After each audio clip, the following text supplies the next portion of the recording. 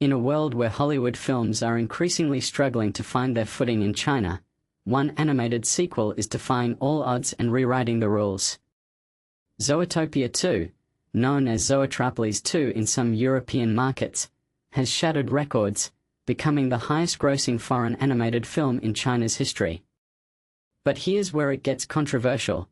In an era dominated by domestic blockbusters and geopolitical tensions, how did a Disney film about animal cops and a reptilian mystery manage to captivate Chinese audiences so profoundly? And this is the part most people miss. Its success isn't just about box office numbers, it's a cultural phenomenon that challenges assumptions about global cinema's appeal in China. Released just last week, Zootopia 2 raked in a staggering 2 billion yuan, £213 million, in its first 7 days, outperforming even Avengers, Endgame in single-day earnings. This isn't just a win for Disney, it's a seismic shift in a market where Hollywood has been losing ground to homegrown productions. In 2024, domestic Chinese films grossed 31.7 billion yuan, dwarfing Hollywood's 5.8 billion yuan. Yet, Zootopia 2 alone accounts for nearly 40% of Hollywood's 2025 earnings in China, proving that when a film resonates, it transcends borders, even in a strictly controlled import market. But why this film? And why now? Critics and audiences alike point to its feel-good narrative, which offers a much-needed escape in a time of economic and geopolitical uncertainty. As one Douban user poignantly wrote, "I'm grateful Disney still dares to tell stories like this in such a divided era." The film's universal themes of unity and resilience strike a chord, especially in a country where patriotic wolf warrior epics like the battle at Lake Changjin dominate the cultural landscape. Yet, Zootopia 2's success raises a provocative question. Does its triumph signal a shift in Chinese tastes, or is it a one-off anomaly? Disney's strategic marketing can't be overlooked.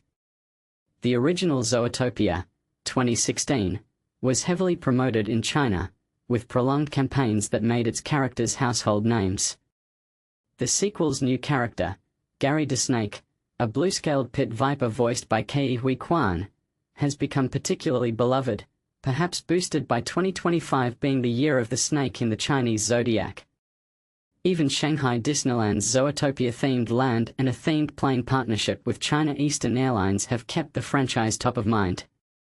Yet, Zootopia 2's success is an outlier.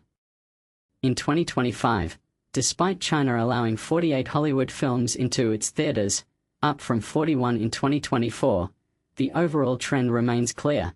Domestic films reign supreme. Ne Zha 2, a Chinese animation, grossed 15.4 billion yuan earlier this year, overshadowing even Zootopia 2. As Beijing film critic Yu Yaqin notes, Chinese consumers feel closer to domestic movies, not just Hollywood. But she cautions against writing off foreign films entirely. The competition is fiercer, but there's still room for Hollywood, if it gets it right. So, what does Zootopia 2's success really mean? Is it a sign that Hollywood can still thrive in China with the right story and strategy?